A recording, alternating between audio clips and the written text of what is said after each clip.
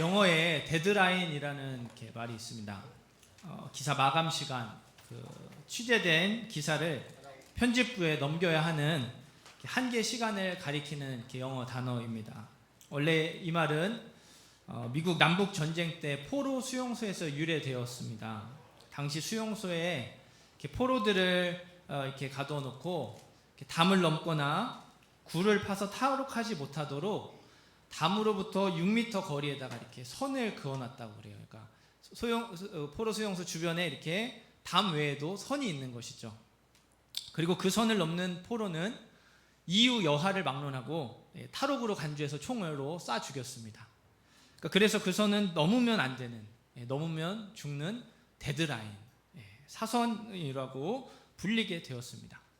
세월이 흐르면서 그런 부정적인 의미는 없어지고 이제는 원래 어떤 일을 마감해야 하는 그 최종 기한으로 사용되고 있죠. 하지만 여전히 많은 사람들이 이 데드라인을 원래 의미로 사용하고 있는 것 같습니다. 넘어가면 절대로 안 되는, 이것만큼은 절대로 포기할 수 없는 그런 이렇게 최후의 보루라고 해야 될까요? 그런 것들이 적어도 한 가지 이상은 이렇게 가지고 있기 때문에 그렇습니다. 물론 그 선을 넘는다고 죽거나 망하지는 않습니다. 그럼에도 불구하고 어떤 이유에서도 용납할 수 없고 양보할 수 없는 부분들이 저에게도 있고요. 또 이 자리에 있는 여러분에게도 있습니다. 우리 안에는 다 여러 가지의 데드라인이 있습니다. 일을 마감해야 되는 날짜, 시간이라기보다는 절대로 넘어가면 안 되는 그런 것이 있다는 것이죠. 대표적인 케이스가 재정의, 돈의 문제가 아닐까 생각이 듭니다. 많은 사람은 많은 사람대로, 또 적은 사람은 적은 사람대로 이 세상에서 살려면 돈에서 자유로울 수 없기 때문에 누구나 다 이렇게 최소한의 가지고 있어야 되는 그 액수가 있어요. 그게 사람마다 다 다르죠. 그러나 그게 각자 나름대로의 데드라인이 아닐까 싶습니다. 자녀의 문제에 있어서도 그렇습니다. 내 자녀가 이것만큼은 안 돼. 이것만큼은 절대로 용납할 수 없는 부분들이 여러분들에게 있어서 또 저에게 있어서 데드라인이 된다라는 것입니다. 그 외에도 다양한 방면에 있어서 우리 안에 데드라인이 존재하지 않을까 생각합니다. 오늘 말씀은 하나님의 이끌림 가운데 자기의 데드라인 앞에 서게 되는 사울 왕의 이야기예요. 사울이 이스라엘 왕이 된 지 2년째 되는 해에 블레셋과의 전쟁이 일어납니다. 발단은 사울의 아들 요나단이 블레셋 수비대를 공격한 사건 때문에 그렇습니다. 평소 호시탐탐 기회만 노리고 있던 블레셋은 이번 일을 빌미로 삼아서 이스라엘을 완전히 굴복시키려고 쳐들어왔습니다. 단순히 국경 한 부분을 공격받은 것뿐인데 어마어마한 군대를 끌고 왔습니다. 블레셋 군대는 병거가 3만, 그러니까 전차, 수레를 포함해서 3만, 그리고 마병, 기병이 6천, 보병은 해변의 모래처럼 셀 수 없을 정도로 많았다고 성경이 기록하고 있습니다. 이스라엘 역사가 요세푸스는 이 해변의 모래처럼 셀 수 없는 보병의 숫자가 30만이라고 그렇게 기록하고 있습니다. 정말 엄청난 숫자의 군대가 이스라엘에 쳐들어 온 것입니다. 사울 왕에게도 자신이 직접 거느리고 있던 그 정예부대, 3,000명의 정예부대가 있었어요. 하지만 이 부대만으로 전쟁을 치를 수 없어서 소집 명령을 내립니다. 이스라엘 백성들이 블레셋과 싸우기 위해서 길갈에 모여들었습니다. 하지만 눈앞에 있는 이 블레셋 군대는 길갈에 모인 백성들보다 훨씬 더 많았습니다. 비교할 수 없을 정도로 많았습니다. 이스라엘이 도저히 이길 수 없는 상황에 처한 것입니다. 그래서 본문 6절 말씀은 이스라엘 사람들이 위급함을 보고 절박했다. 그러니까 이스라엘 백성들이 블레셋 군대의 엄청난 숫자에 압도되어서 두려움에 사로잡혔다고 말해요. 7절 말씀에서도 사울은 아직 길갈에 있고 그를 따르는 모든 백성은 떨었다고. 온 몸이 떨릴 정도로, 주체할 수 없을 정도로 그렇게 떨려서 블레셋과 싸울 용기를 잃어버렸다고. 두려워서 내가 지금 어디에서 무엇을 하고 있는지 정신을 차릴 수 없을 정도가 되었다고 말합니다. 그러니까 이스라엘 백성들이 두려움에 사로잡혀서 여기저기 숨기에 바쁘게 것입니다. 몸을 숨길 수 있는 곳이면 어디든지 숨어 들었습니다. 심지어 부대를 이탈해서 도망가는 백성들도 생겨나기 시작했습니다. 원래 좋지 않았던 상황인데 걷잡을 수 없을 정도로 더 심각하게 악화되어 가고 있었습니다. 이런 급박한 상황에서 이스라엘 왕 사울이 어떤 행동을 취하고 있습니까? 우리 8절 말씀을 함께 읽어보도록 하겠습니다. 8절 말씀입니다. 사울은 사무엘이 정한 기한대로 이레 동안을 기다렸으나 사무엘이 길갈로 오지 아니하매 백성이 사울에게서 흩어지는지라. 아멘. 오늘 설교 제목처럼 정한 기한대로 기다렸다고, 놀랍게도 사무엘 선지자를 기다리고 있었다고 말합니다. 사무엘 선지자가 약속했던 일주일을 꿋꿋하게 기다리고 있다라는 말이에요. 여러분 놀랍지 않으십니까? 그냥 그런가 보다 하시는 것 같습니다. 네, 이렇게 위급한 상황에 사무엘 선지자를 기다리는 게 놀라운 이유는요, 사울이 이스라엘의 왕이기 때문에 그래요. 다른 사람도 아니고 그는 이스라엘의 왕이었습니다. 이스라엘에는 원래 왕이 없었죠. 하나님께서 이스라엘의 왕이셨기 때문에 왕이 존재하지 않았습니다. 그런데 사사시대에 이방 민족들이 쳐들어와서 백성들을 죽이고 포로로 끌고 가고 곡식과 재물을 빼앗는 일이 반복이 되었습니다. 이 모든 일의 원인이 이스라엘 백성들, 자기들의 불순종이었는데 그들은 다른 데서 이유를 찾았어요. 이방 민족들에게는 왕이 있는데 우리에게만 왕이 없어서 우리가 이렇게 어려움을 당하게 되었다라는 거예요. 매번 어려움을 당하고 전쟁에서 지게 되는 이유가 왕이 없기 때문이라고. 그래서 이스라엘 백성들은 사무엘 선지자에게 저 이방 민족들처럼 우리에게도 왕을 세워달라고 요청했습니다. 사무엘상 8장 19절에서 20절 말씀 우리 화면에 나오는데요, 같이 한번 읽어보도록 하겠습니다.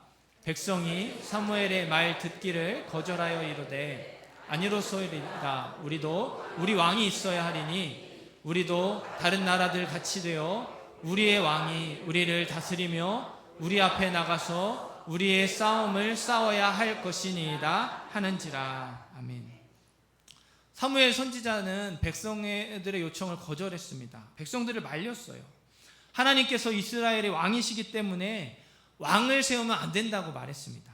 그럼에도 불구하고 백성들은 아니라고, 우리에게 왕이 필요하다라고 그 주장을 굽히지 않았습니다. 우리가 이방 민족과의 전쟁에서 승리하려면 우리 앞에서 우리를 지휘할 장수, 왕이 필요하다라는 겁니다. 그렇기 때문에요, 사울은 이스라엘의 왕으로서 이 블레셋과의 전쟁을 승리로 이끌어야 할 책임이 있었습니다. 이스라엘 백성들이 눈에 보이지 않는 하나님 대신에 눈에 보이는 왕을 요구한 이유가 바로 전쟁에서 승리하는 것이기 때문입니다. 전쟁에서 승리하기 위해서 눈에 보이지 않는 하나님을 버렸어요. 그리고 눈에 보이는 왕을 선택했습니다. 그런데 그 왕이 전쟁에서 승리해야 되지 않겠습니까?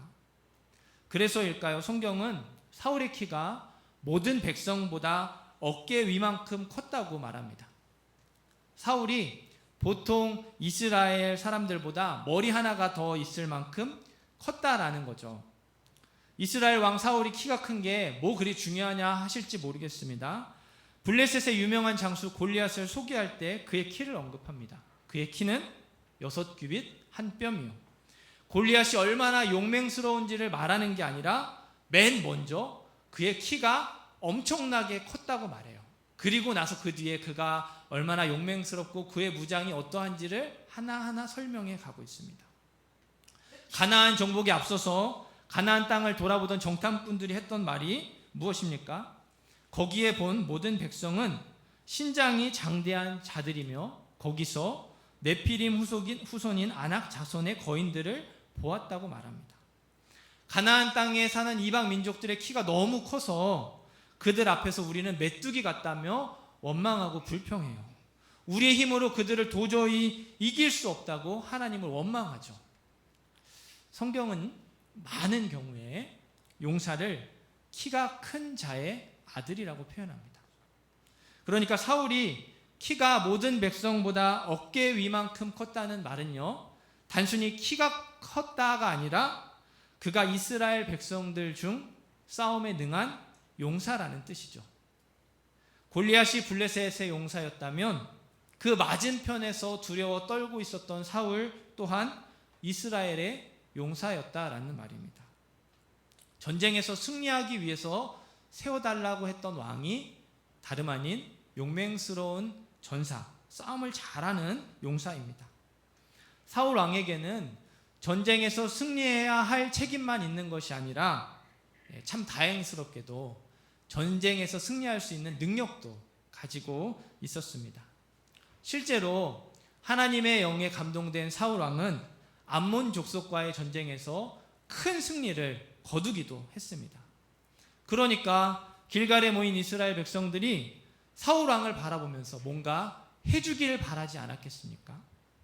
우리의 용사 사울 왕인데, 저번에도 큰 승리를 거두게 해줬던 사울 왕인데 이번에도 하나님의 능력으로 승리할 수 있도록 이끌어 주겠지, 백성들의 마음이 이러지 않았을까요? 자기에게 이 위급한 상황을 해결해야 될 책임이 있습니다. 완전히는 아니더라도 어느 정도 이 상황을 헤쳐나갈 능력도 가지고 있어요. 이미 비슷한 상황을 해결했던 경험도 있습니다. 게다가 두려움에 사로잡힌 백성들은 오매불망 자기만 바라보고 있습니다. 당장 움직여서 이 상황을 해결해 주기를 바래요. 그런데 사울 왕이 어떻게 하죠? 아무런 행동도 하지 않고 그저 사무엘 선지자가 오기만을 기다릴 뿐입니다. 15절 말씀에 보면 사울이 자기와 함께한 백성의 수를 세어보니 600명 가량이라고 얘기하고 있죠. 정예 부대 3,000명 외에도 꽤 많은 수의 백성들이 길갈에 모였습니다. 그런데 선지자 사무엘을 기다리는 동안 그 많던 백성들이 다 떨어져 나가고 고작 600명만 남은 것이죠. 아무것도 하지 않고 기다린 결과치고는 너무 비참하고 너무 보잘것없지 않습니까? 이런 상황에서 아무것도 하지 않고 기다리는 게 참 힘들었을 텐데 사울 왕은 사무엘 선지자가 약속했던 일주일을 꿋꿋하게 기다리고 있어요. 하루도 아니고 이틀도 아니고 백성들이 그렇게 떨어져 나가는 것을 보면서도 일주일씩이나 기다립니다. 만약에 여러분이 사울 왕의 입장이라면 어떻게 하시겠습니까? 전 절대로 못 기다립니다. 그렇게 하루 이틀 백성이 흩어지는 것을 보면 뭔가 결단을 내리고 행동에 옮겨도 벌써 옮겼을 겁니다. 그래서 제가 사무엘을 기다리는 게 놀랍다고 말씀을 드린 거예요. 그런데 문제는 그렇게 정한 기한대로 기다렸는데 사무엘 선지자가 오지 않았다라는 사실이죠. 많은 것을 잃어가면서까지 일주일 동안 기다렸는데 하나님의 사람이 오지 않았습니다. 이렇게까지 믿음으로 참고 기다렸는데 여전히 하나님의 도우심이 나타나지 않는 것이죠. 그래서 어쩔 수 없이 기다리다 못해서 12절 말씀 사울 왕의 표현을 빌리면 부득이하게 사무엘 대신에 번제를 드렸습니다. 참 얄궂죠? 번제를 드리자마자 누가 도착합니까? 사무엘 선지자가 도착합니다. 마치 근처에 숨어서 이 사울이 번제를 드릴 때만 기다렸다가 이놈 딱 걸렸어 하는 것처럼 그 찰나에 나타났습니다. 사울 왕의 입장에서 얼마나 억울하겠어요. 이제야 나타난 사무엘 선지자가 원망스럽고 얄미웠을 겁니다. 아니 기다리지 않은 것도 아니고 무려 일주일 동안 약속한 대로 기다렸는데 기다리다 못해서 어쩔 수 없이 번제를 드린 거 아닙니까? 그럼에도 불구하고 사무엘 선지자는 오자마자 이게 뭐 하는 짓이냐며 비난하죠. 왕이 망령되이 행하였도다. 왕이 망령되게 어리석게 행동했습니다. 참으로 어리석은 행동을 했다고, 해서는 안 될 행동을 했다고 사정없이 몰아세워요. 이 일 때문에 하나님께서 왕위를 다른 사람에게 옮기셨다고 저주를 퍼붓습니다. 이 장면을 보면서 해도 너무하신 게 아닐까, 그런 생각이 이렇게 들었습니다. 마음이 조금 불편했어요. 딱 한 번 실수한 겁니다. 지금 사울 왕이 오래 왕을 한 것이 아니라 이 말씀을 액면 그대로 보면 2년째 되는 해인데, 그리고 성경에 기록된 것에는 이것이 사울의 첫 실수입니다. 딱 한 번 실수한 것 아닙니까? 그것도 어쩔 수 없는 상황에서 그러지 않았냐는 거죠. 그 실수가 왕위를 옮길 만큼의 큰 잘못이었을까? 그러면 백성들이 다 떠나가고 블레셋 군대가 쳐들어와서 그냥 그 자리에서 죽으라는 말인가? 그런 좀 생각이 이렇게 머릿속에서 이렇게 맴돌았습니다. 그러던 중에 11절과 12절 말씀이 눈에 들어왔어요. 우리 11절 그리고 12절 말씀을 한 번 더 읽도록 하겠습니다. 11절 말씀입니다. 사무엘이 이르되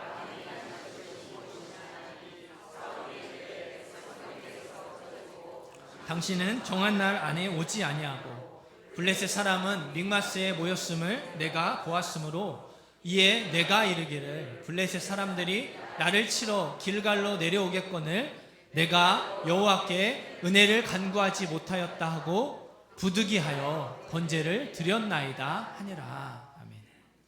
11절 말씀에 당신은 정한 날 안에 오지 않았습니다. 사울 왕은 자기를 몰아세우는 사무엘 선지자에게 당신이 늦었습니다 이렇게 말합니다. 이 모든 일의 책임이 바로 당신에게, 정한 기한대로 도착하지 않은 사무엘 선지자에게 있다고 말하는 거예요. 이렇게 된 상황의 책임을 사무엘 선지자에게 돌리고 있습니다. 아니, 이것은 책임을 하나님께 돌리고 있는 것과 같습니다. 사울은 이렇게 말하는 거예요. 난 할 만큼 했습니다. 기다릴 만큼 기다렸고 약속한 대로 기다렸습니다. 그래서 상황이 이렇게 된 것은 내 책임이 아니에요. 내 잘못이 아닙니다. 사무엘 선지자 당신 책임이고 하나님 잘못입니다. 하나님 왜 이런 상황으로 몰아가십니까? 해도 너무하신 것 아닙니까? 하나님이 어떻게 나에게 이러실 수 있습니까? 사울의 솔직한 마음이 이러지 않았겠어요? 물론 그래요. 원망할 수 있습니다. 이렇게 사울 왕처럼 불평할 수 있습니다. 그러나 사울 왕은 단순한 불평과 원망의 수준이 아니었어요. 이 11절, 12절 말씀을 자세히 살펴보면요, 모든 동사의 주어가 나, 1인칭으로 되어 있습니다. 이스라엘 왕 사울은 철저히 자기 중심적으로 눈앞에 있는 상황을 바라보며 해석하고 있는 것입니다. 백성은 내게서 흩어졌다고, 내가 이 전쟁에서 승리해야 하는데 나를 도와줄 군대가 없어졌다고 말합니다. 블레셋 사람을 내가 보았다. 지금 사울에게는 눈에 보이지 않는 하나님이 어떻게 역사하시는지가 중요하지 않은 겁니다. 지금 내 눈앞에 보여지는 게 중요하다라는 말이에요. 내가 이르기를, 하나님을 기다리기보다 내가 판단하고 내가 생각하는 대로 행동하는 게 옳다라는 거예요. 그러면서 자기 중심적인 모습의 결정체를 보여줍니다. 블레셋 사람들이 나를 치러 내려오겠거늘. 사울 왕은요, 하나님의 군대를 공격한다. 블레셋이 이스라엘과 함께 하시는 하나님을 적대한다 이렇게 말하지 않습니다. 블레셋 군대가 나를 공격한다고 말합니다. 하나님은 보이지 않고 그 전쟁에 함께 하시는 하나님은 온데간데 없고 자기의 어려운 상황과 내가 죽게 될 위험만 보인다라는 거예요. 그래서 내가 여호와께 은혜를 간구하지 못했다고. 지금 이 위급한 상황에서 하나님이 나를 도와주셔야 되는데 하나님이 도와주지 않으시니까 내가 어떻게든 하나님의 도움을 얻어내기 위해서 번제를 드릴 수밖에 없었다고 핑계를 대고 있습니다. 그렇습니다. 사울 왕의 기다림은 철저히 자기 중심적인 기준에서 세운 일종의 데드라인이었어요. 물론 그의 기다림이 데드라인 안에서는 믿음의 반응이었습니다. 정말 그렇게 기다릴 수 있을까 싶을 정도로 잘 참았어요. 그러나 그것도 어디까지? 데드라인 안에서까지만 해당이 되었습니다. 자기가 생각했던 데드라인, 그 약속했던 7일이 넘어가니까 더 이상 그에게 신앙의 원리는 존재하지 않는 것입니다. 오로지 나만 존재하는 거예요. 그러므로 사울의 왕의 부득이함은, 우리가 흔히 말하는 어쩔 수 없음은 철저히 내 중심적인 판단에서 나오는 거라는 사실을 깨달아야 합니다. 사울 왕은 이스라엘의 진정한 왕이신 하나님을 의지하기보다 자기가 생각했던 데드라인이 넘어가니까 직접 해결하려는 마음으로 그 상황 가운데 뛰어들었습니다. 그래서 하나님이 세워놓으신 법칙을 어기고 번제를 드렸어요.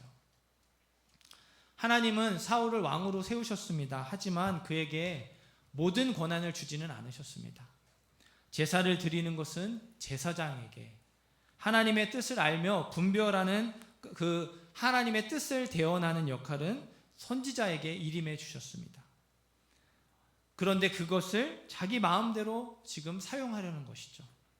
내가 책임져야 되니까, 내가 이 문제를 해결해야 되니까, 내 판단에 따라서 당장 내가 살고 봐야 되니까 하나님의 말씀이나 하나님이 세워놓은 법칙이나 하나님의 뜻은 온데간데 없고 나만 남는 거예요. 내 상황만 남는 것입니다. 그렇기 때문에 하나님은 오늘 말씀을 읽는 사람들로 하여금 불편한 마음이 들 만큼 강하게 몰아세우고 질책하시며 왕위를 옮기시겠다고 말씀하시는 겁니다. 말씀을 듣는 저와 여러분의 마음이 많이 무거울 거라 생각해요. 왜냐하면 사울 왕의 모습이 우리의 모습과 크게 다르지 않기 때문입니다. 저의 모습이, 또 여러분의 모습이 사울 왕과 똑같은 것이죠. 물론 우리에게 기다리는 것이 얼마나 힘든 일인지 하나님도 잘 아십니다. 우리에게는 약속한 기한조차도 기다리지 못하는 연약함이 있다는 사실도 잘 아십니다. 그럼에도 불구하고 왜 우리에게 기다리라고 말씀하시고 때때로 이런 데드라인을 넘어가게 하실까요? 우리가 그렇게 못 기다리는 사람인지 아시면서, 그것이 우리에게 얼마나 힘든 일인지 아시면서 왜 기다리라고, 또 그렇게 우리가 정해놓은 그런 데드라인, 우리의 기준들을 자꾸 무너뜨리시며 넘어가는 일들을 우리 가운데 벌이실까요? 수도자들의 아버지라고 불리는 성 안토니는 사막에 들어갔을 때 밤마다 사탄이 온갖 모양을 하고 온갖 소리를 내면서 그를 괴롭혔다고 합니다. 그래서 그가 사막에서 참 힘들고 어렵고 또 무시무시한 시간들을 보내야 했어요. 하지만 끝까지 저항하며 결코 굴복하지 않았습니다. 기도로 이겨냈어요. 마침내 예수님께서 그에게 찾아와 주셨습니다. 성 안토니가 예수님께 던진 첫 질문은, 왜 당신은 더 일찍 오지 않으셨습니까? 내가 이렇게 힘겹게 고통스러운 시간을 보내며 이렇게 어렵게 지냈는데 왜 빨리 오지 않으셨습니까? 이 예수님은 나는 내가 어떻게 하는지 보고 싶었다 대답해 주셨습니다. 예수님은 그가 그 어려운 극한의 상황 속에서 어떤 선택을 하는지 기다리며 지켜보고 계셨던 것이죠. 비슷한 이야기가 성경에 무수하게 많이 나옵니다. 하나님은 아브라함에게 독자 이삭을 바치라는 명령을 하시고 그가 어떻게 반응하는지 기다리며 지켜보셨습니다. 우리가 잘 알고 있는 내용이죠. 애굽에서 나온 이스라엘 백성들에게 광야 40년을 지내게 하신 것이 너를 낮추시고 너를 시험하셔서 내 마음이 어떠한지, 하나님의 명령을 지키는지 지키지 않는지 알기 위함이었다고 나중에 말씀해 주셨습니다. 예수님도 오병이어의 기적을 행하기에 앞서서 너희가 먹을 것을 주라고 말씀하시면서 제자들을 떠보셨어요. 어떻게 반응하는지 시험하셨습니다. 풍랑 속에서 힘겹게 노를 저으며 괴로워하는 모습을 한참이나 지켜보시다가, 당장 도와주시지 않고 한참이나 지켜보시다가 찾아가셨습니다. 왜 그러실까요? 하나님의 자녀가 은혜 안에서 성장하는데 꼭 필요한 과정이기 때문에 그렇습니다. 우리가 그 수많은 한계들 속에서 크고 무한하신 하나님을 경험하길 바라시기 때문에 그렇다라는 거예요. 우리에게는 수많은 한계들이 존재합니다. 부정할 수 없는 사실이에요. 그러나 우리가 믿는 하나님은 한계가 없으십니다. 그래서 하나님은 저와 여러분에게 그게 넘어가면 죽는 선이 아니라 하나님의 역사를 경험하는 생명선이라고 말씀하고 싶으신 거예요. 부산에서 신앙생활을 잘하고 계시는 한 이사분의 이야기를 소개하겠습니다. 그분이 인터넷에 올린 글을 여러분들에게 읽어드리겠습니다. 어젠 서산에서 학교 다니는 딸내미가 가을방학을 맞아 집에 오는 날이었다. 교통편이 불편하다. 서산에서 서울까지 시외버스를 타고 올라와서 거기서 다시 지하철로 서울역까지, 그리고 서울역에서 KTX를 타고 부산까지 온다. 학교 다닌 지 반년이 지났지만 혼자 오는 건 이번이 처음이다. 주말마다 서울로 오는 학교버스를 이용했는데 사정이 생겨 시외버스를 이용해야 했다. 이제 고1인 그 녀석이 옳게 해냈겠나 싶었지만 믿음으로 맡겼다. 저녁 7시 서울발 열차를 타기로 되어 있는데 20분 전에 전화가 왔다. 지하철 아닌데 아직 8개 역이나 남았다고. 시간을 재어봤는데 아무래도 자신이 없었다. 하나님께 기도했다. 하나님, 저 어린 것을 도와주소서. 열차 시간에 늦지 않게 도착하게 해주소서. 이럴 때 애비가 할 수 있는 건 기도밖에, 그저 간절히 기도하는 것일 수밖에 없었다. 7시가 지나고 10분쯤 되어 폰이 울렸다. 아빠, 기차 놓쳤어요. 울먹이는 목소리다. 얼마나 당황했을까. 이 밤에 황량한 서울역에서. 양손에 짐은 들었지요. 기차는 놓쳤지요. 돌봐주는 이 아무도 없지요. 배는 고프지요. 혼란스러웠다. 기도했는데 왜 하나님이 내 간절한 기도를 외면하셨을까? 충분히 들어주실 수 있을 텐데, 하나님의 능력이라면 어려운 일 아닌데. 솔직히 좀 섭섭한 마음도 들었다. 하나님이 나를 외면하신 걸까? 이런 기도는 들어주시지 않는 것일까? 아무도 모르는 서울역에서 딸내미 혼자 어쩌란 말인가? 내 영혼이 잠시 공황에 빠졌다. 정확히 1시간 동안 하나님에 대해 이해가 되지 않았다. 영적으로 정리할 수 없었다. 그래서 아무 생각이 없었다. 사실은 조금 분통이 터지기도 했다. 그때 이제 분의 머릿속에 읽었던 책, 이용규 선교사님이 썼던 내려놓음 책의 한 구절이 생각이 나셨대요. 거기에 이렇게 오늘 설교에서 제가 썼던 데드라인이라는 말이 나왔나 봅니다. 그는 묻는다. 데드라인까지 가본 적 있는가? 하나님을 신뢰해서 믿었는데 데드라인까지 가도 아무런 응답이 없을 때, 그럴 때 어떻게 하는가? 수단과 방법을 가리지 않고 대안을 취하는가?